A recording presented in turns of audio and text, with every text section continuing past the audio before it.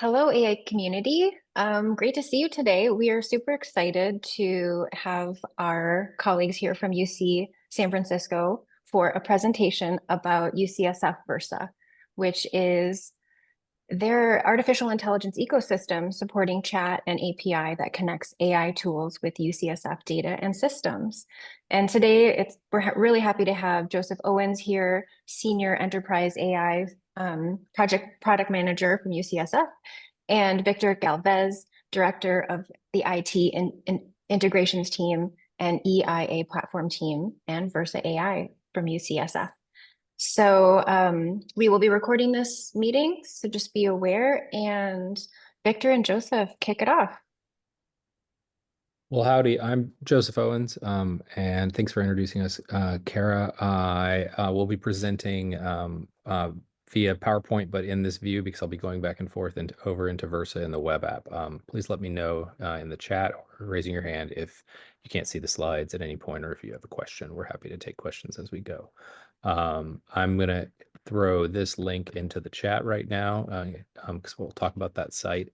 Just for y'all to reference, that's the AI at ucsf.ucsf.edu site, where we have a lot of information about a lot of the things I'm going to present, or Victor and I are going to present on today.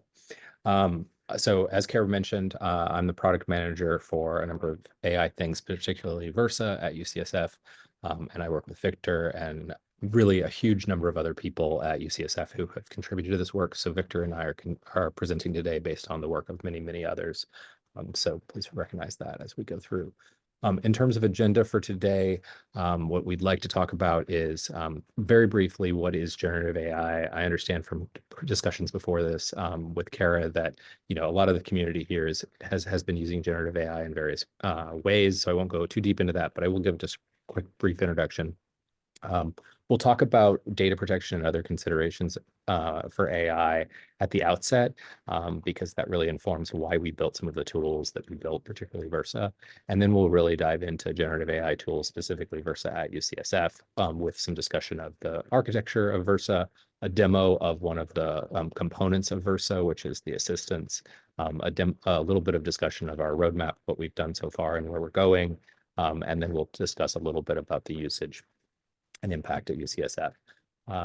As we go through, we're happy to take, as I mentioned, we're happy to take questions in the chat. Victor and I are both presenting, so we could, alternate and answer questions really related to anything in the chat, or we can take them as we go. So without further ado, I'm going to jump into what is generative AI. Well, generative AI is obviously not new. It's been around for quite a while, but why are we here talking about it today, and why is it such a big part of the current zeitgeist?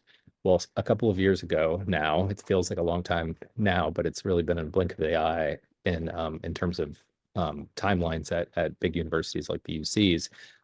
Late 2022, these things called large language models popped up, and they weren't new, but they reached a scale that led to some interesting things. Specifically, a large language model called GPT-3, made by a company called OpenAI, reached a certain scale in terms of the amount of how large it was. And when they say large, they kind of really should say super duper duper amazingly large models, because these have billions of parameters in them.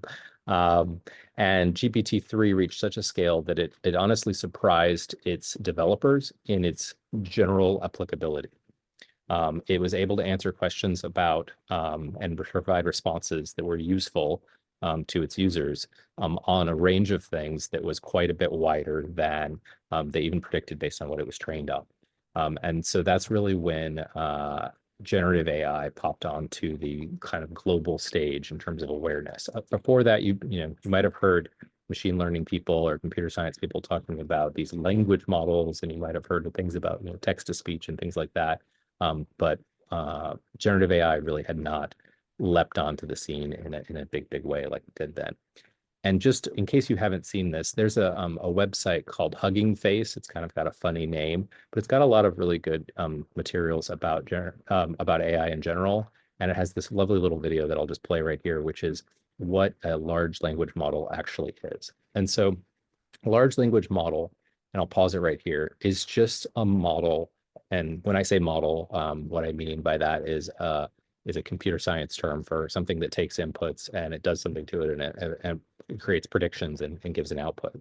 And so a large language model has a series of layers. You can think of that as a series of steps, and it takes an input, and in this case, text. And so the in this toy example, it's going to take an input called the quick brown, or a string of 3 words, the quick brown, and it's going to give it to the model, run it through the layers, and based on its programming, predict an output. And you can see here that it's predicted this output fox. Sorry, it's down here in the corner. It then will iteratively take that input, add it to what it did before. See, pause it again, the quick brown fox. So 4 words are given to it. And it's going to run through the layers and predict the next most likely word. And it predicts based on what it knows, jumps. And that's all a large language model really is doing, is predicting next words. And when I say sort of these things are surprising, they really are, because then what I just showed is really kind of no different than me giving it, say, a giant email or a big string of text or a bunch of data and asking it a question in front of that data. And then the next word, in this case, jumps, in the context of using these tools, might be a detailed explanation of what the data was right after that. So it's really good to go back to these things, because it's very easy to anthropomorphize these things and say, what does the model know? Is it thinking? What is it doing? They're just next word generators. And because they're sufficiently complex and they have enough data behind them, and when I said very large, I meant super duper amazingly large, right? They have so much data behind them, billions, billions, tens of billions, or even hundreds of billions of parameters trained on existing data out in the world. They're able to do really surprising things. So without further ado, I'll keep moving on, and I'll introduce one of the most important topics, I think, in terms of generative AI within the UC system, when these things popped onto the world stage, was ethical use. And so really, before we jumped into anything at UCSF, we took advantage of many, many things that have been happening at UCSF already for a while, namely in the AI governance space, the ethical space. Many of our organizations, like the Office of Research, as well as our bioethicists and things like that, already had been working with AI. AI was not new at the point that generative AI popped onto the stage. And so there were frameworks with which to handle these things.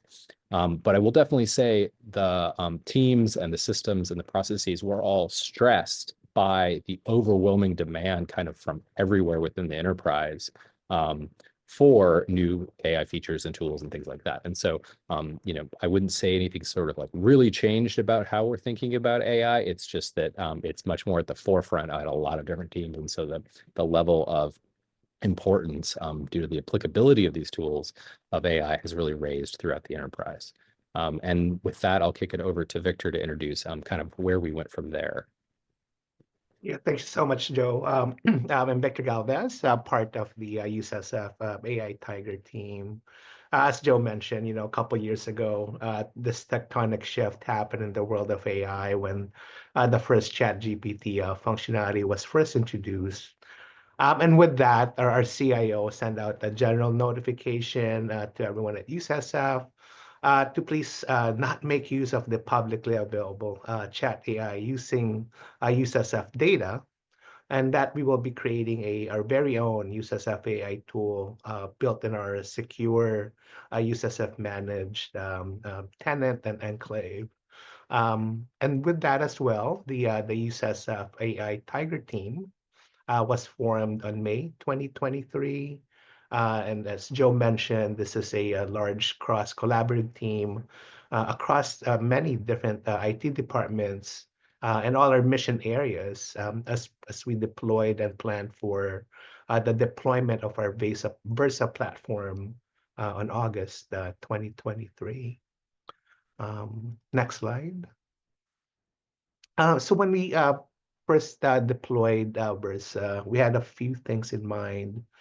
First, making sure that it's HIPAA compliant. So the Versa platform is approved up to P3 and P4 data. So we went through many security assessment as well as privacy reviews to make sure that our setup are appropriate and complies with the stringent rules from HIPAA and other governing bodies. And then in addition, we don't want to be tied to one particular vendor. So when we first deployed Versa, we were using Azure OpenAI LLMs, but then we worked on making sure that we could offer other LLMs from other vendors. So with that, we turned on functionality from AWS Bedrock, making use of the Anthropic models. And then in addition, we wanted to make use of our UCSF data, making sure that we are able to ingest and connect our data sources in the form of either websites or wiki or documents and databases so that we could have those kind of interaction, making use of the chat functionality and such. So with this, we deployed and currently support three products, namely Versa Chat. So you would imagine that a chat functionality, Versa API for the more advanced programmers, and Versa Assistants, where again we could ingest data sources from the departments and teams that we have at UCSF. Next slide.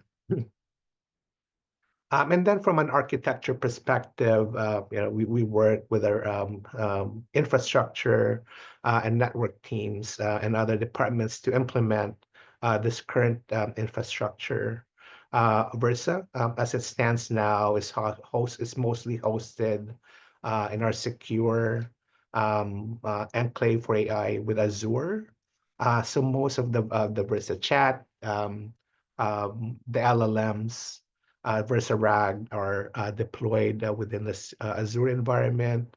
Obviously, we're connecting to the AWS Bedrock from Amazon. And then we're making use of MuleSoft ESB and API Manager to connect to the different APIs. And then in addition, we're able to connect to the different data sources in terms of the Drupal websites, either internal or external, documents, as well as wiki sites. And then we collaborated with other departments and teams to connect other data sources such as Spoke Knowledge Graph and Scuba Data Warehouse. We call our data warehouse Scuba at UCSF.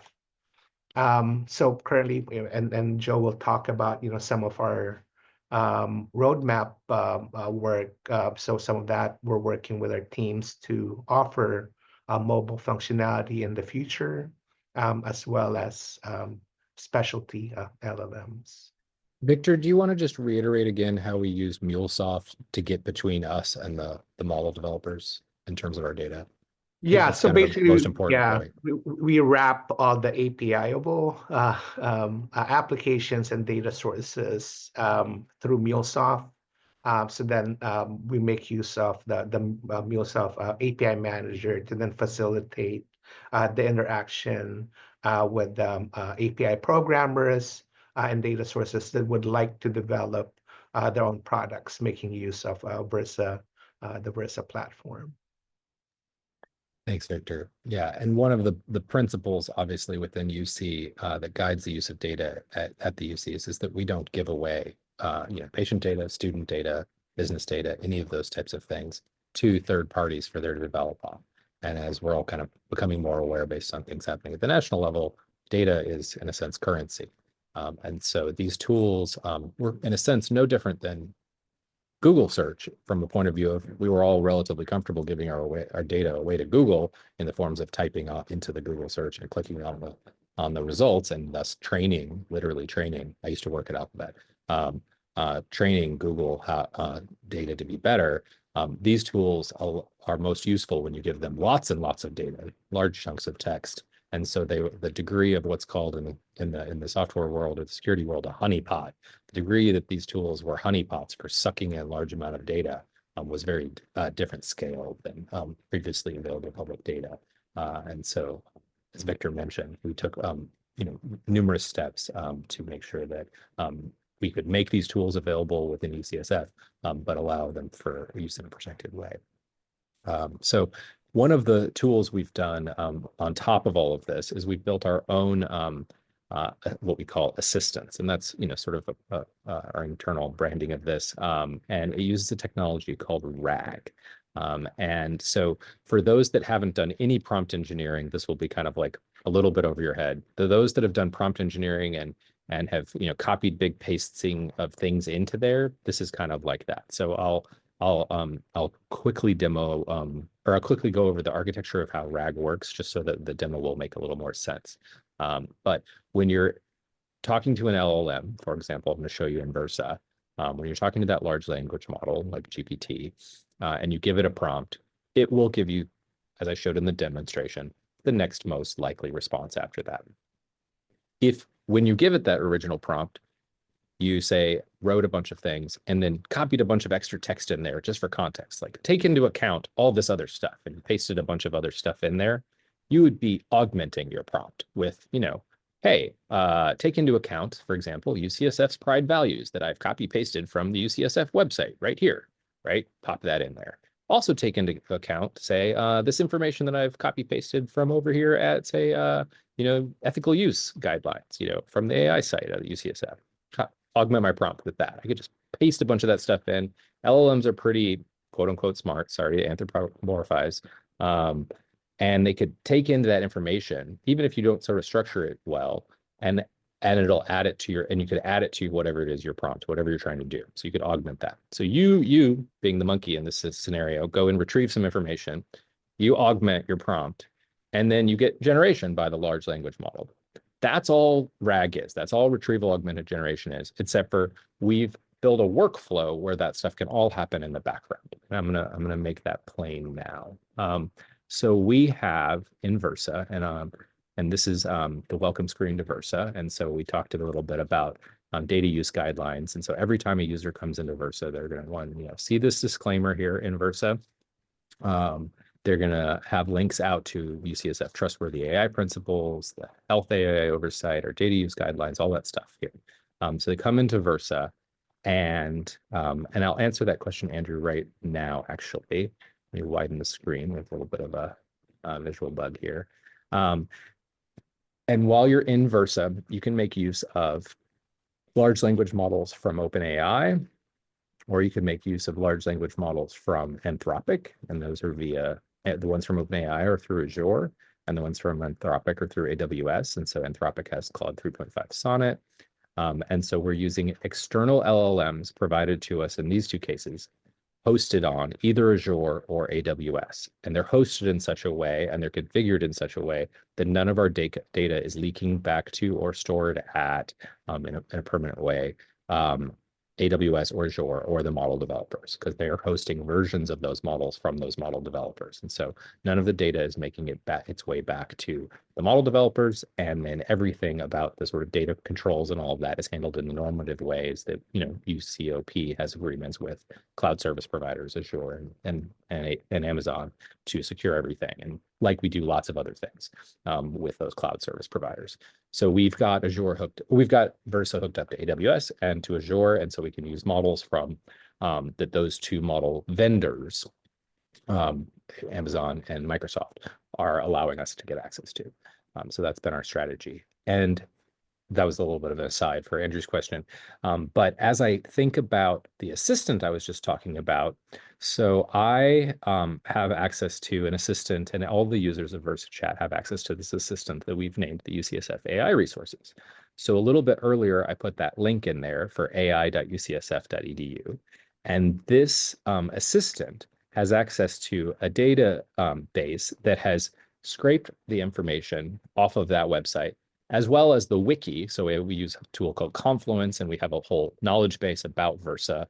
So we have the Versa wiki, and this assistant has access to those. So when I submit a prompt to it, for example, how do I get access to Versa at UCSF? And sorry, I've got too many little windows open on my laptop, so I have to move some things around to hit the button. Sorry for presenting from a laptop. I'm submitting this prompt to Versa. It's going to this assistant. This assistant is pulling relevant information in the background. So if I go back to my chart, this assistant in the background is going to search that vector database that it made of that information, and it's going to add information from that knowledge base that it has about from that website that we gave it access to in advance, and it's going to retrieve resources. It's going to add that to its prompt, and then send it to that LLM that I chose, and then give me a response. And so in this case, it's going to give, it predicted this is the next most likely response based on all of those steps. And it used information that we gave the assistant, specifically information that's on our website that is not necessarily available without logging in through my access and stuff like that. And so this is this actual, in a sense, an answer grounded in the information we gave it. If I had asked just, I'll show you here. So compare that answer to if I had just asked GPT-4o, how do I get access to Versa? It's not going to know. One, probably because there's other companies that make things called Versa, so UCSF Versa. But this is interesting. So it's with no context. It knows this because there's some information about Versa out on the internet. And it knows you probably need to be, it's guessing you need to be affiliated with UCSF, but this is not the specific steps about how to get access to Versa. It's just guessing based on it being a UCS tool and what it knows out on the internet. So you can see the difference between those answers. And I'm sorry, I don't have the ability to toggle back and forth. But that's a demonstration of what we're calling an assistant. And it's using that technology called retrieval augmented generation, RAG. And there's, in a sense, many use cases for this. And we have at this point, I think coming up on nearly 70 different assistants that are at various stages of development within UCSF. We have some that are in the clinical assistant category. 1 second, Victor or Kara, can you see the pop-up window in my Zoom when I have it visible or not? Can you see this list? You do see this list. Okay, I wasn't sure whether Zoom was providing. So this is a list of assistants, and we have administrative assistants, analytics assistants, clinical assistants, education assistants, patient assistants. I will say the clinical and the patient ones are all really very much in development. We have an assistant called Versa Curate that has access to a number of medical textbooks that we worked with publishers to curate. And so students could interact with that assistant and get answers that are grounded in the text from those textbooks. We have one here on data sharing and access policies. So our data sharing and access team was really interested in having their materials accessible via generative AI tool. And these are the example questions that they give it. But, so for example, how does UCSF classify data? And rather than asking that base model, which might have some information from the public web about this answer, but it wouldn't necessarily be grounded in information that UCSF had curated for it. This team they curated their own collection of data, and we aimed this assistant at that data, documents, policy documents, et cetera. And it can provide answers like this. One thing I didn't cover earlier is it then provides links out to the citations. And I can't stress this enough, but generative AI tools are tools for creating draft answers. They're not tools for creating final answers. And so at every surface, I mentioned during login, we have this, during training, during request for provisioning, we have this disclaimer listed over and over and over again throughout all of the surfaces of Versa. And even the pathway to get access to Versa, these disclaimers and this information is disseminated within the UCSF. But one of the key things here is then providing a link out to that original source so that the user could go verify that this answer actually is useful. There's things we want to do to make this sort of the UX and UI here. This is a pretty, we're not kind of trying to win any awards for design. Here, though our designers did work on this and they did create a Versa logo for this and all of this stuff. But what we want to show really to users is that they should go proceed to the actual data that this came from to make sure that the answers that they're getting or the responses that they're getting are grounded and accurate. And then for our developers of our assistants, really the people who are on the platform, kind of think about it as the people who within UCSF who are making the assistants on the Versa platform are kind of like the creators in a YouTube ecosystem. They're creating content on the platform that Victor's and my team and those we work with develop. And so Versa is a platform and the assistants are content. And so what we've provided to those assistant creators is the ability to give feedback. And so they can, the users can give feedback about whether these were good or bad answers. And so I'm going to say that this is a good answer. And then I can provide feedback. I'm not sure. Can you see this pop-up window? Yep.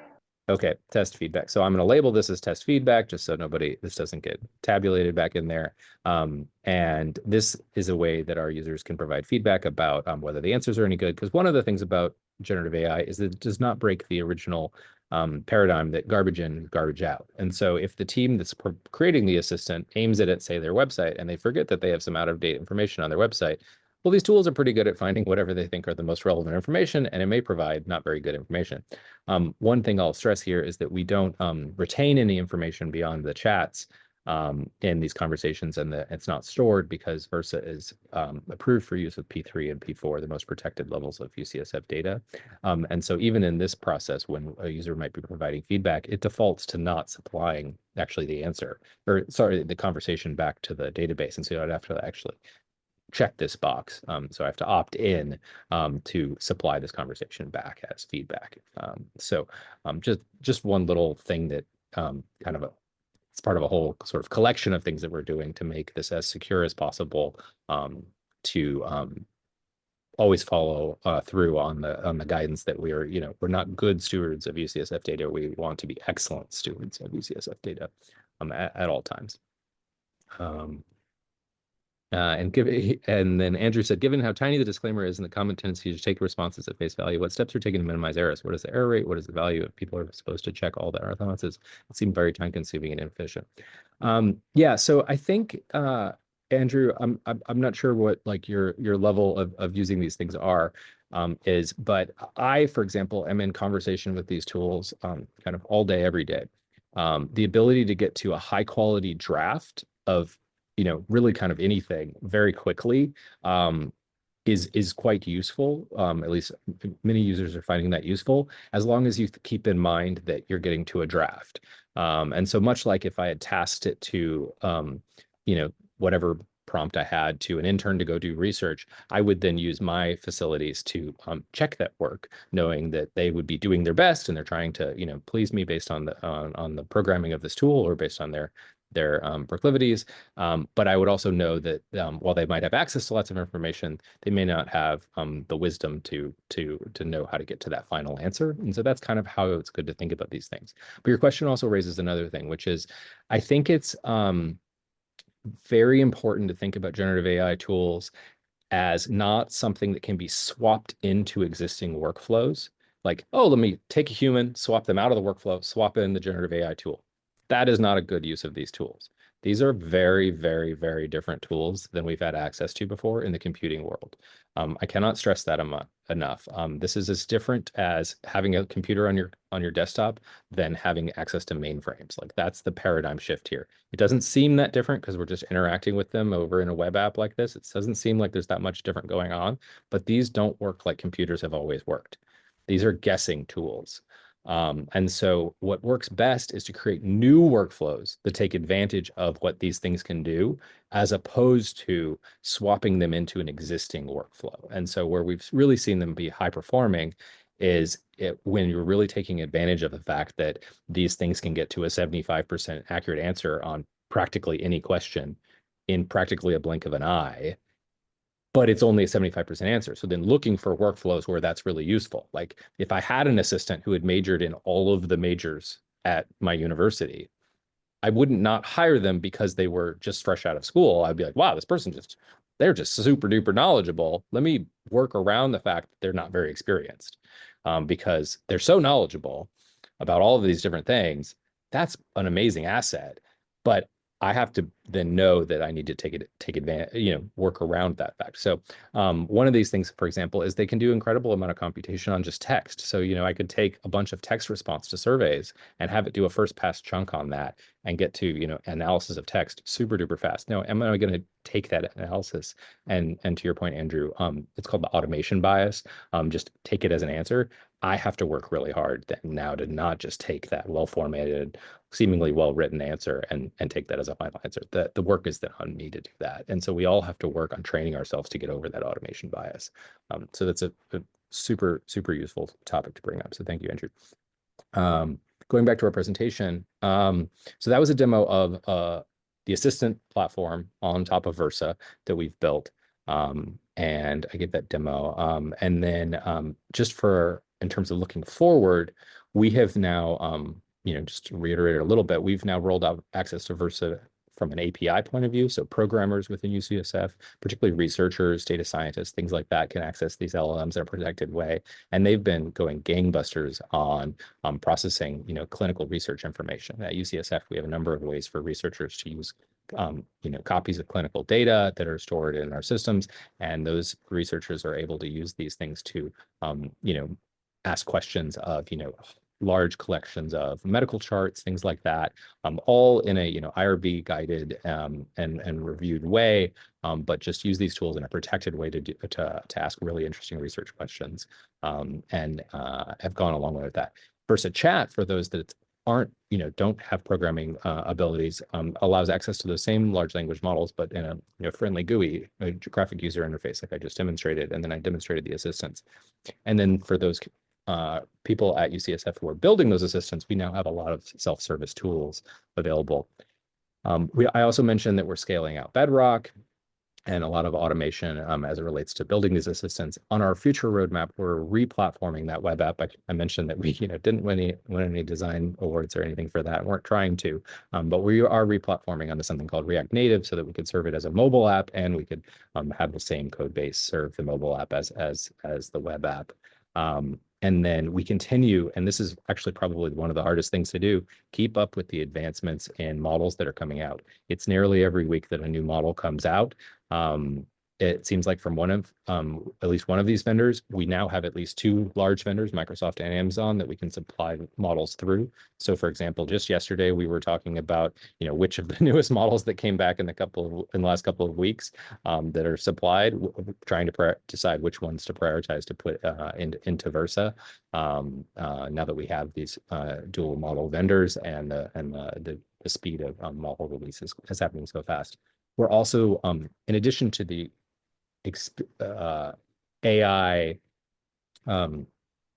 health IT AI has existed for a while as a governance process. We're also standing up enterprise AI governance in the coming months that will hopefully serve to help prioritize what tools and where the spend happens and stuff like that at UCSF.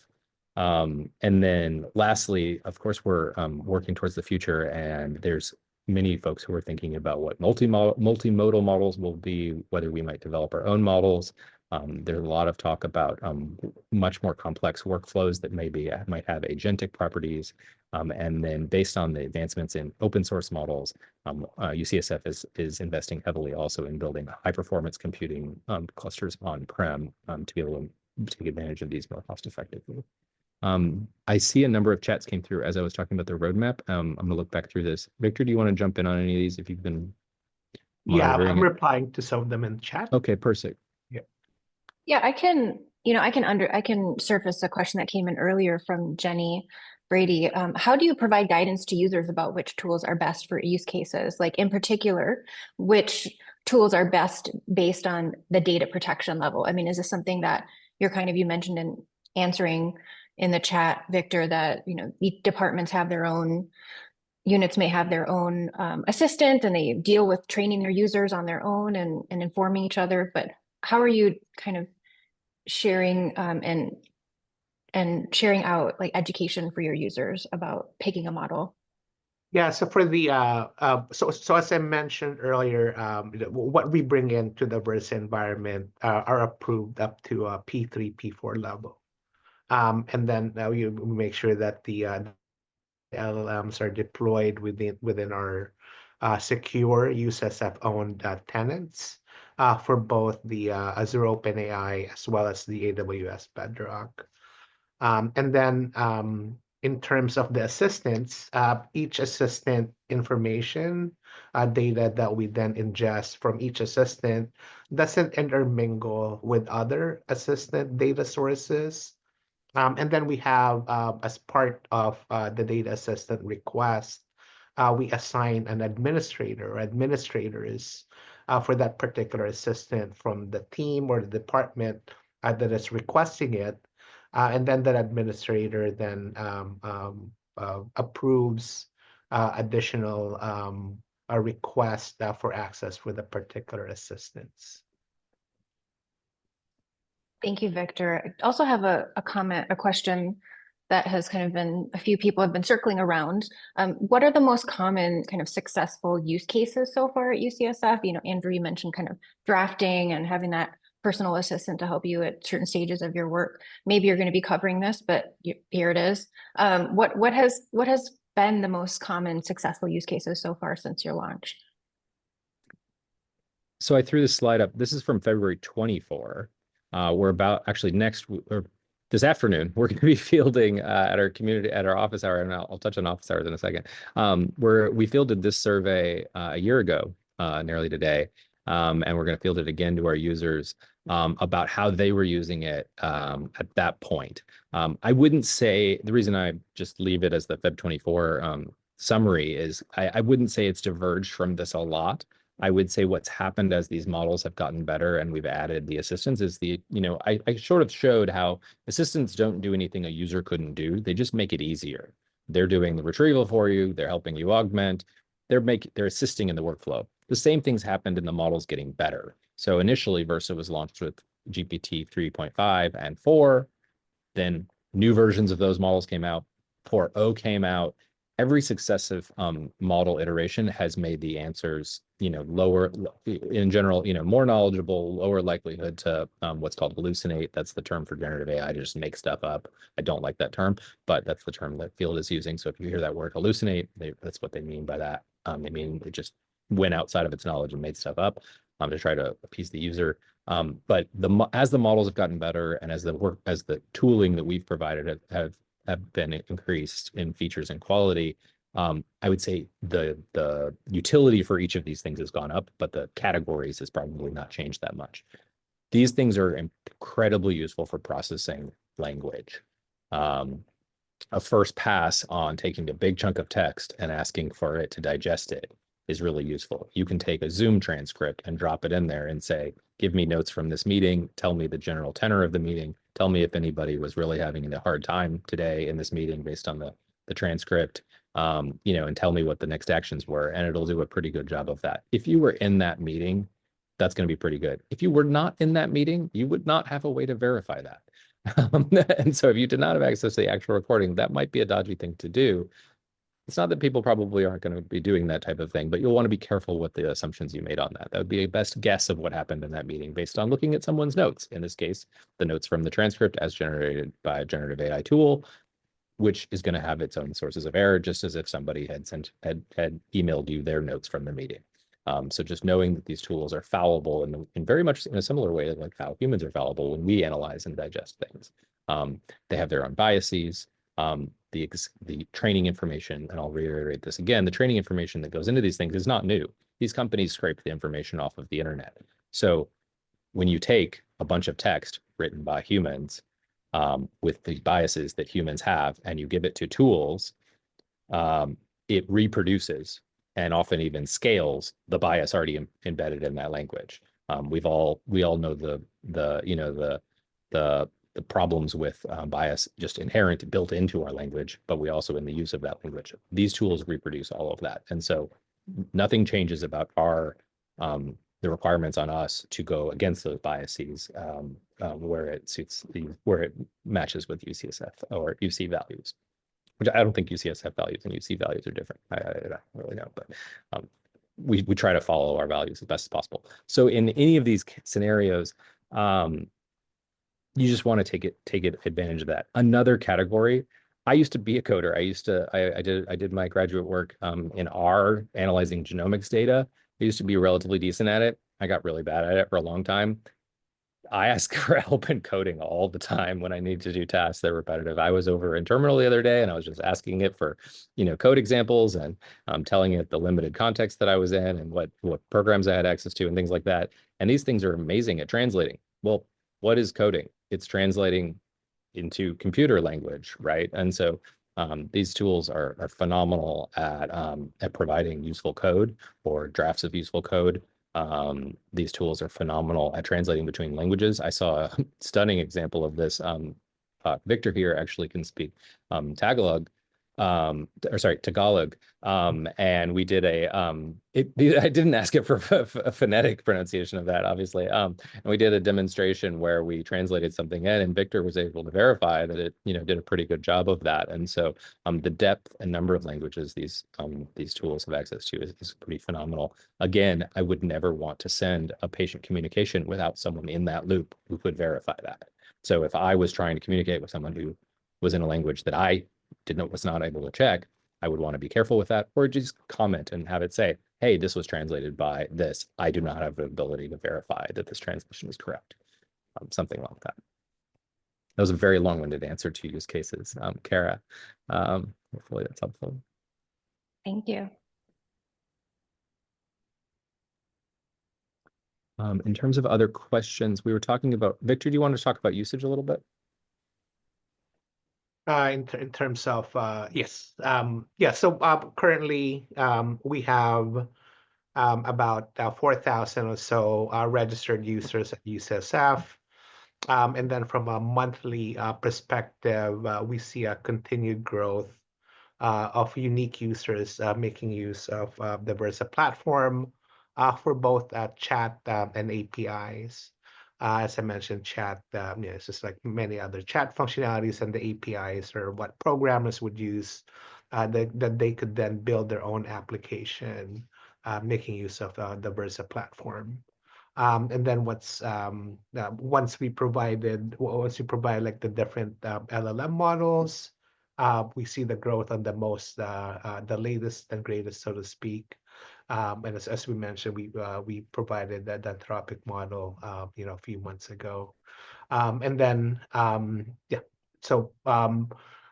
then in terms of continued users, as Joe mentioned, we're working on different improvements in the future, namely from the mobile perspective.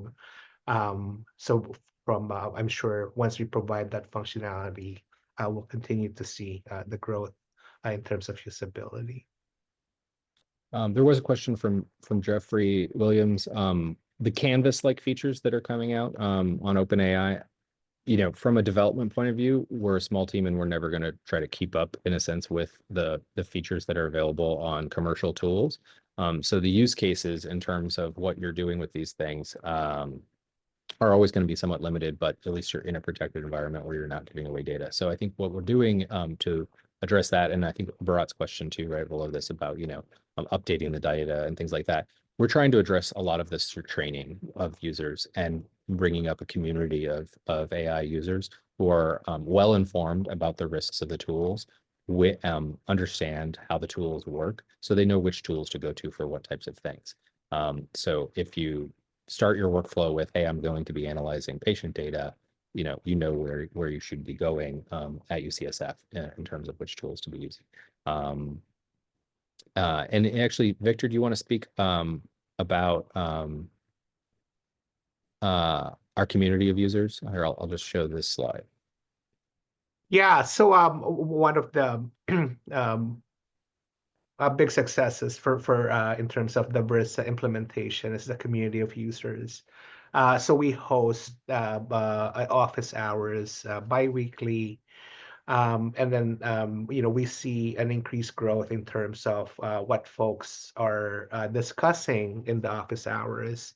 And then, so on these office hours, we do a rotation in terms of hosting the office hours, and then as well as demonstration from the different user community on how they're making use of Versa and other Gen AI tools. From simple emailing or as Joe mentioned, in terms of translations to more complex research functionalities and things of this nature. So it's been one of the growth areas that we see in terms of collaborating with the many departments and mission areas that we have at UCSF. And then Joe is showing here, I believe, the office hours from the different sessions that we've had through the past year or so. Yeah, I would say this is one of our largest deliverables in a sense of it. These recordings of all of these sessions of users asking questions about these things and users demonstrating their own implementation to others in the UCSF community. I think these started out with 50 to 100 or so people attending every other week, and then actually Victor presented this one on 1/8, which I think had nearly 200 people attend. Really back to basics about use of generative AI at UCSF, and there was a huge demand for that one.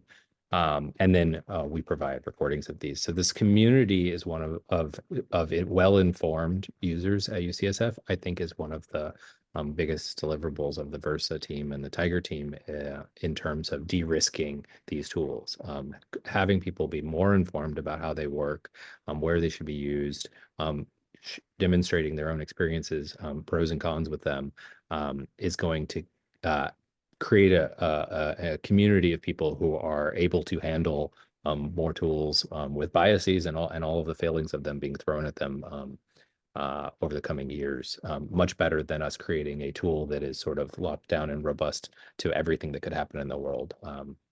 So I think we're very proud of that. And then another thing around the community that we have is we have on various platforms, Slack and Teams, we have communities where users can ask questions about those things, and we have trainings that UCSF has provided, as well as on that wiki that I was showing earlier, a large selection of community resources that have been curated, crowdsourced by the community of users. And you did show this slide, but there's been a couple questions in the chat about like how much this infrastructure costs, and then it's capped at 200 per user. How many users do you have currently in the system? You showed a slide, but I didn't see the number. So we have just at around 2,000 monthly active users of Versa right now. So it's over here. Sorry, I think this screen cap got a little bit zoomed in a little far. So in January, it was nearly 2,000 active users. This line right down here, this blue, is the API active users. They tend, it's about 5% of our user base. They tend to come in and use it a whole bunch at one time and then kind of go away for a while and then come use it again. So in terms of token usage, there's some of our larger users, but in terms of numbers, it's still a relatively small community that are using that. But a very impactful community. In fact, when we were first developing Versa, the API users were the ones who were just like, they were reaching out to Microsoft and OpenAI directly, trying to get licenses and all of these things before we even had the team formed up, because it was seen as an existential risk to the research to not be using these tools, especially in the informatics world. So there's a number of grants we've gotten because of the Versa platform and the research that's been done on it by UCSF researchers.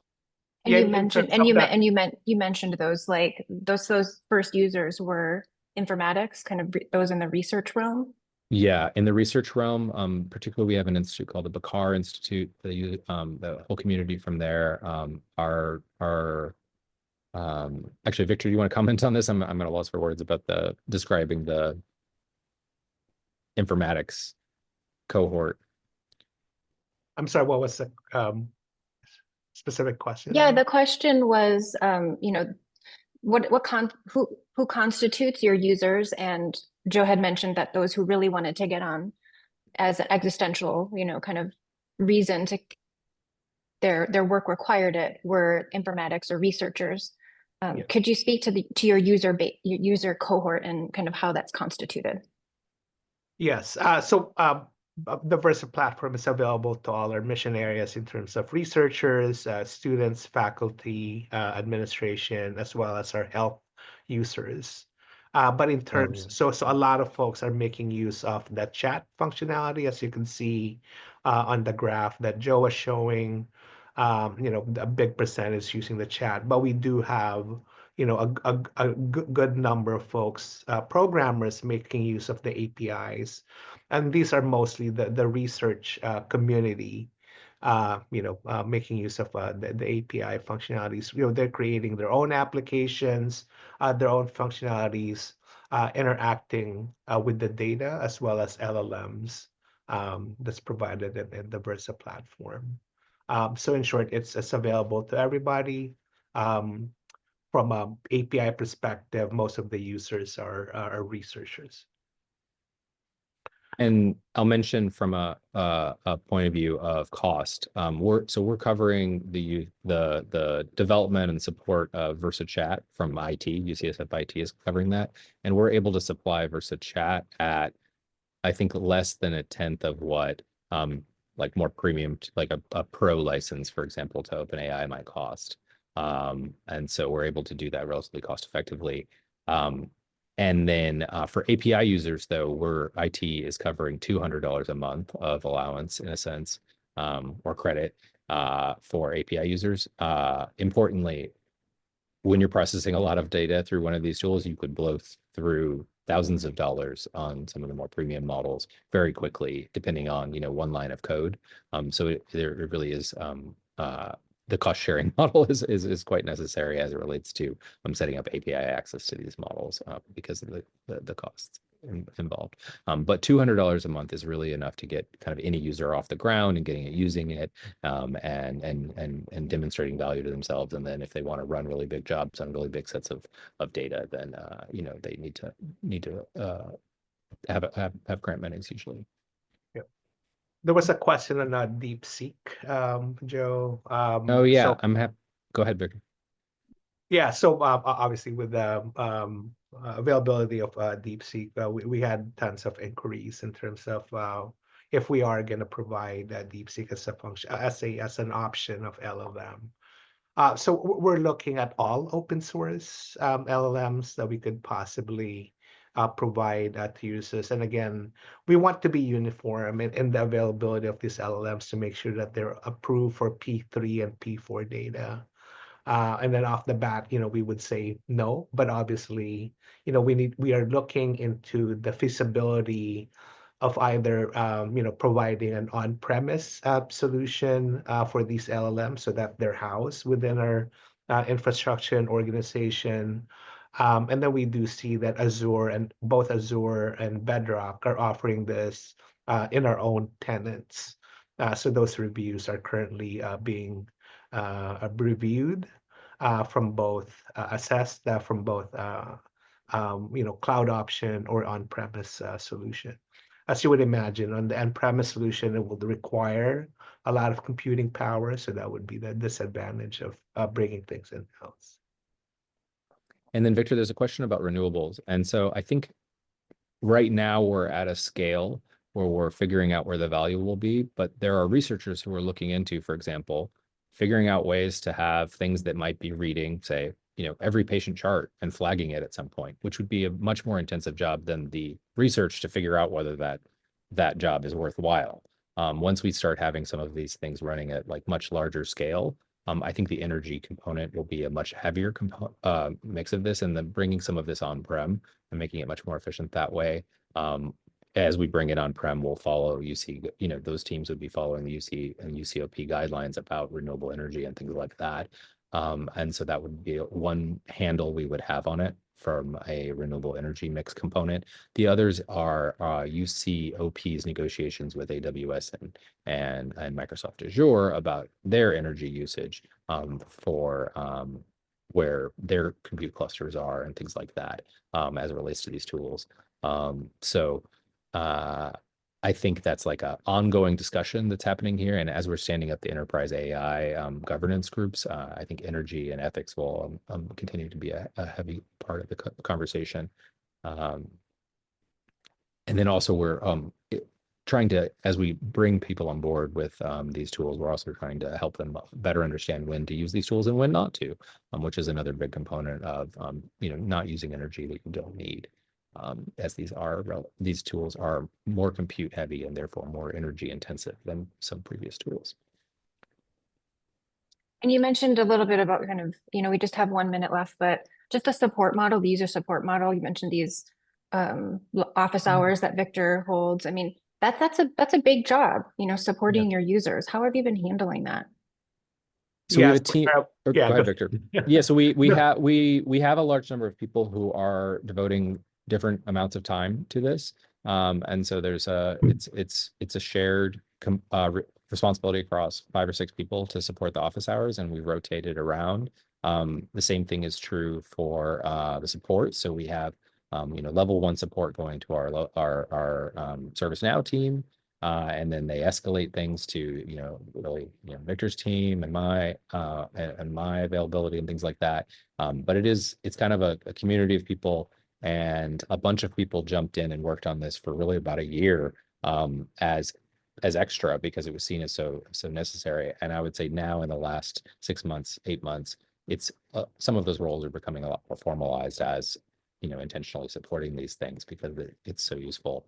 But the process of supporting this via a community is really the way in which we've been most successful, as people training teammates, bringing others along, things like that. Having all the training things recorded and for posterity, we say, hey, you can go back and look at all of these times that we've done that topic before. We started with a relatively cold start, like everyone did on generative AI, but a year and a half, 2 years now in, we're starting to kind of turn the gear and look at where these things are going to really start scaling across the university. So that could be the big challenge as well, right? As we try to scale, as you would imagine, folks are asking for more and more LLMs, more and more vendor. And going through those steps for implementation sometimes limits us on what we could provide in terms of options and such. But as Joe mentioned, it's a great community that puts in hours and efforts for the support of AI within the organization. Well, thank you so much for coming to share about Versa, to share about, your mission, the goals, the use cases, support models, just the logistics of standing something up like this and maintaining it, and a little bit about where your vision is in the future. This was super helpful to our community to understand the ecosystem within the UC system and how we're all approaching this in a different way. And we really appreciate you coming, both Joe and Victor, and hope to hear more from you about how it's going in the future. So thank you so much for being here. Thank you, community members, for being here. Bye-bye. Thank you, Kara. Bye. Thank you, everyone. Thank you, everyone. Thanks, Joe. Thank you. Bye.